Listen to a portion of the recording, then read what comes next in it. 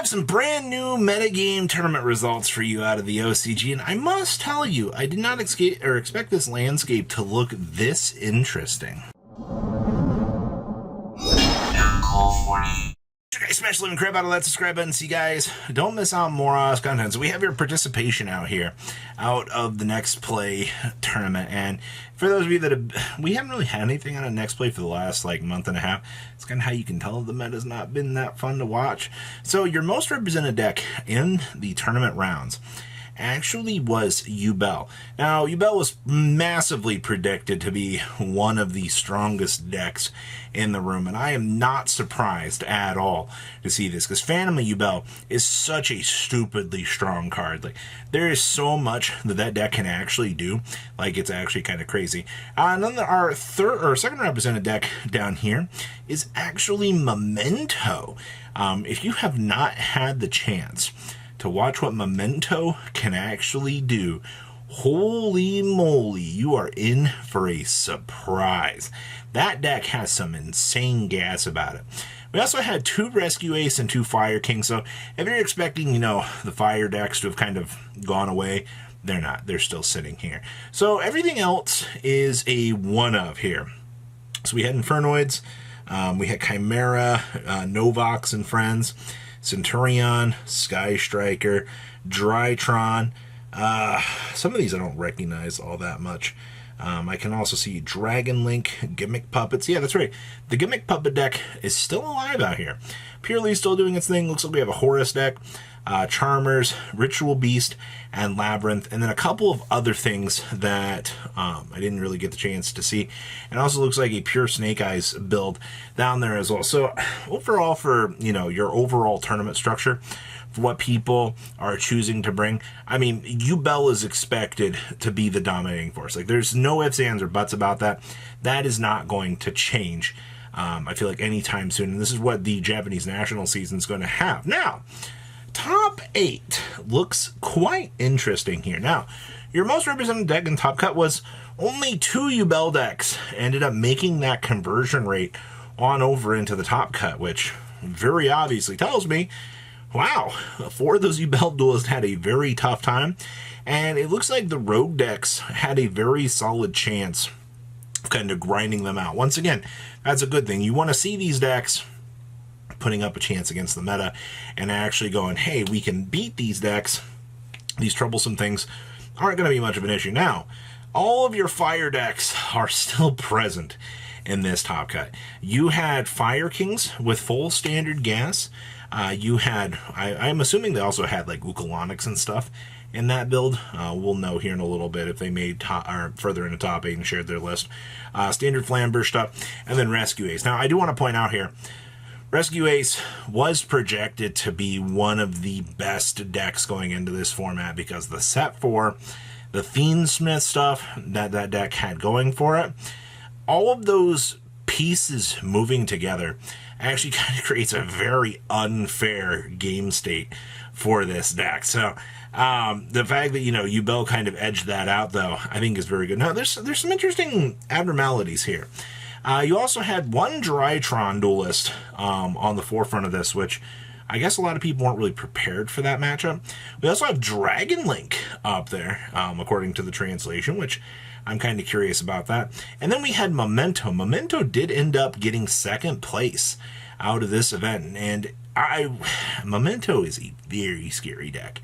That deck has, I did not expect the power of that deck to be as insane as it is, but the deck has such an insane ceiling, you have to literally playtest for hours to get the best results. Let's pass on over to those deck lists. I'm going to be talking about the deck lists that are currently out for Next Play, and I'm not going to lie to you, seeing Yubel here just dominating this tournament really was quite interesting to see.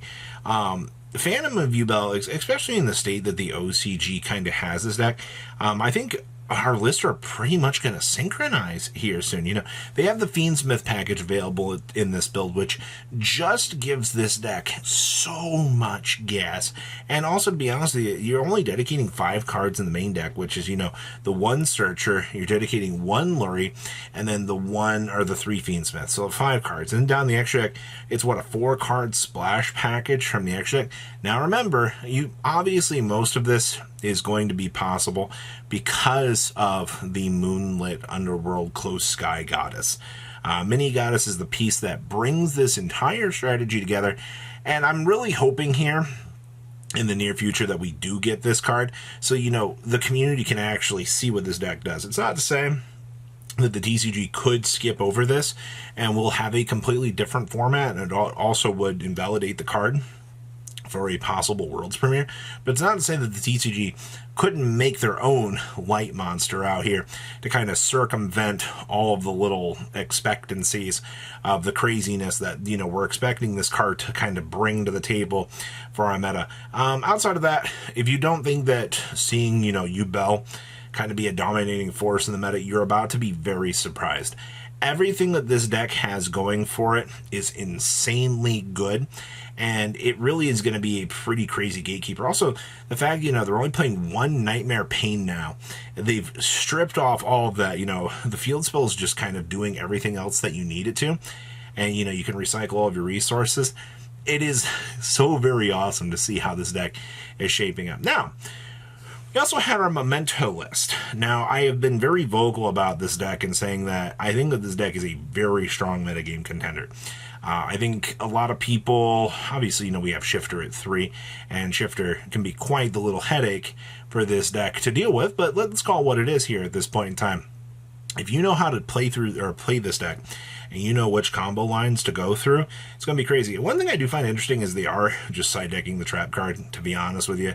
If you are going first, you don't really need the chance for the trap card to actually come up, so you're kind of circumventing, you know, a dead draw. Also, we're only playing 2 copies of the Memento Fusion. I can kind of get behind that.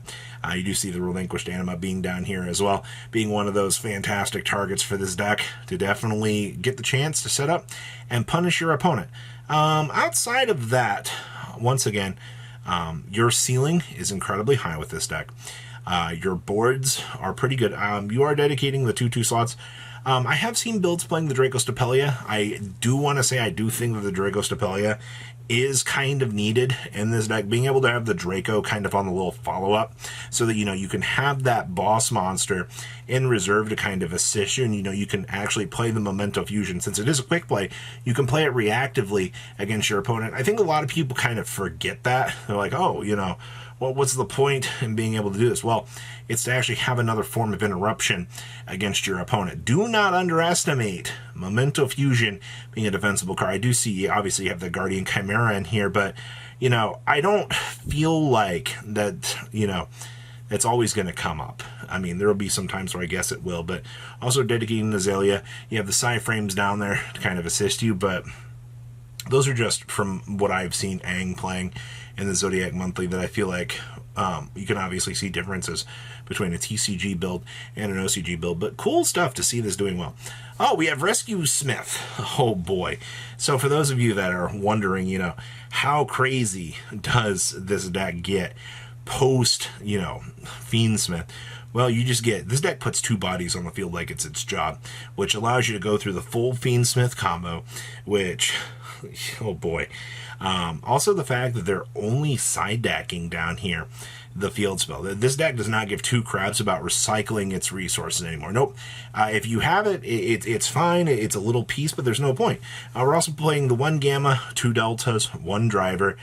No real change to any of that. This is within the realm of expectations. Like, if you are looking at a strong deck going forward, this and Yubel are predicted to be your 2 metagame crushers. And I'm wondering if the TCG will develop a love for this deck, much like the OCG has been messing around with. And he also had a 2/2 Purely list. This is Purely Smith. And the reason why we're covering this is I didn't expect to see any of these builds out here playing Fiend Smith cards in purely, but I mean, once again, I mean, you're able to make this big fat cat that's basically this walking, talking, crazy boss monster against your opponent. And, you know, you put your opponent in such a weird position because of this, you know, cat. And then, you know, to top things off, you know, you're going through the full Fiend Smith combo on the side. You know, it just helps you put Apple. It's pretty nuts. So what do you guys think about the breakdown for next play today? Please leave a comment down below. Tell me what you guys think. And I will see your beautiful faces back at Learning Day, guys. Patrons, thank you.